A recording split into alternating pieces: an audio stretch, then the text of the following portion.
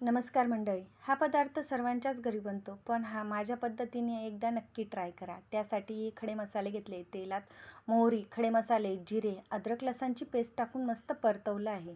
त्यात कांदा टाकायचा आहे. आपल्या घरातील हव्या नको त्या सर्व भाज्या मस्त कट करून घ्यायच्या आहे. कांदा छान मऊसर परतून घ्यायचा आहे आणि कांदा परतून झाल्यावर त्यात शेंगदाणे आवडीप्रमाणे टाकायचे आहे. हिंग टाकायचं आहे आणि छान परतून घ्यायचं आहे. नंतर बटाटे, फ्लावर, गाजर, वाटाणा आपल्याकडे ज्या हवे त्या भाज्या टाकून मस्त परतून घ्यायच्या आहे. इथे 1 वाटी मी राजमा घेतला आहे. घरगुती काळा मसाला घेतला आहे. 1 चमचा गरम मसाला घेतला आहे. छान परतून घेतला आहे. हे तांदूळ मी अर्धा तास स्वच्छ धुवून निथळून घेतलेले आहेत. ते छान परतून घ्यायचे आहे. सर्वात शेवटी शिमला मिरची आणि टोमॅटो टाकायचा आहे. ते फार जास्त परतवायचे नाही, कारण ते क्रंची राहिले पाहिजे.